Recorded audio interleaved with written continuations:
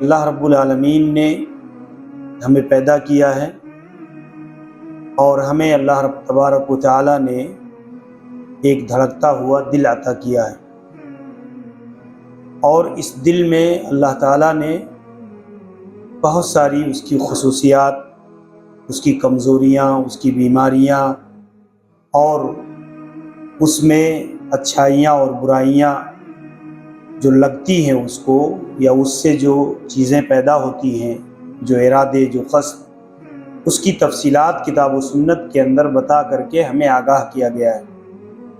کہ ایک مسلمان کو ہمیشہ دل کے معاملے میں بہت محتاط رہنا چاہیے، اس لیے کہ دلوں کا معاملہ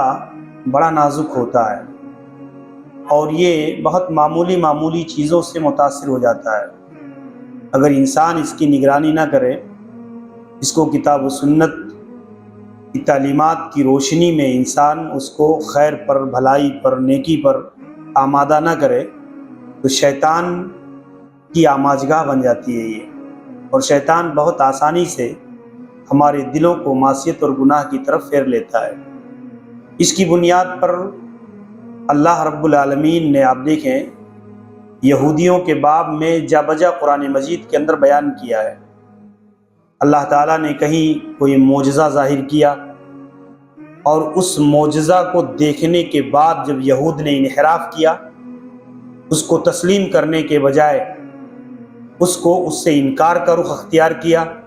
تو اللہ تعالیٰ نے بیان فرمایا ثم قست قلوبکم من بعد ذلک فہی کالحجارہ، ان کے دل جو ہے اتنے سخت ہو گئے ہیں کہ جیسے پتھر سے بھی زیادہ سخت ہو چکے ہیں ان کے دل۔ آپ دیکھیں، یہ غالباً سورہ بقرہ میں اللہ رب العالمین نے اس واقعے کو بیان کرنے کے بعد ذکر کیا ہے جس میں بنو اسرائیل کا ایک شخص جو ہے قتل ہو جاتا ہے، اور اس کے قاتل کا علم نہیں ہو پاتا کہ کس نے اس کو مارا ہے۔ تو اللہ تبارک و تعالیٰ حکم دیتا ہے کہ ایک گائے ذبح کرو، اور اس کو ذبح کر کے اس کے گوشت کے ایک ٹکڑے سے اس مقتول کو لگاؤ، اس کو مارو، اور وہ زندہ ہو کر کے بتا دے گا کہ اس کا قاتل کون ہے۔ قرآن مجید نے پورا واقعہ ذکر کیا ہے۔ اب یہود کی ایک جماعت کے سامنے اس گائے کو ذبح کیا گیا، اور جب اس سے مارا گیا تو وہ زندہ ہو گیا، اور اس نے کہا کہ میرے چچا زاد فلاں بھائیوں نے مجھے جو ہے قتل کیا ہے، اس نے نام بتایا۔ لیکن اتنا بڑا معجزہ اور اتنی اہم ترین چیز دیکھنے کے باوجود بھی یہودی جو ہے یہ تعویل اور حجت کرنے لگے کہ یہ موسیٰ کا معجزہ ہے، موسیٰ علیہ السلام کا جو ہے کیا ہے، یہ جادو ہے، اور یہ جو ہے ایسا کیسے ہو سکتا ہے، اور حیل و حجت قائم کر کے انہوں نے کیا کیا، اس معجزے کا انکار کر دیا۔ تو اللہ تبارک و تعالیٰ نے اس کے بعد یہ آیت کریمہ کہ ان کے دل کیا ہے، یہ پتھر ہو گئے ہیں،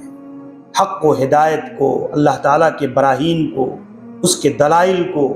اپنی آنکھوں سے دیکھنے کے باوجود اللہ تعالیٰ نے اس میں بڑی بصیرت رکھی، حکمت رکھی ہے کہ ایک تو یہ رکھی ہے کہ تاکہ لوگوں کو یقین ہو جائے کہ اللہ ایسے ہی زندہ کرنے پر قادر ہے۔ ہر انسان کو، ہر مخلوق کو اللہ تعالیٰ مرنے کے بعد اس طریقے سے زندہ کرنے پر قدرت رکھتا ہے، اپنی قدرت کے مظاہر کو اظہار کیا اللہ نے۔ اور دوسری چیز، اس کے قاتل کا علم کیسے ہو جائے، کیسے ہو، وہ اللہ تعالیٰ نے ایک معجزہ کے ذریعہ سے اس کو واضح کر دیا۔ لیکن اس کے باوجود بھی کیا ہے،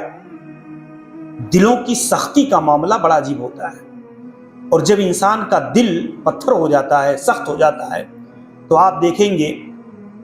کتنی ہی اچھی نصیحت ہو، کتنی ہی اچھی بات ہو، کتنی ہی خیر اور بھلائی اس کے اندر پنہا ہو، آدمی پر وہ چیز اثر انداز نہیں ہو پاتی ہے۔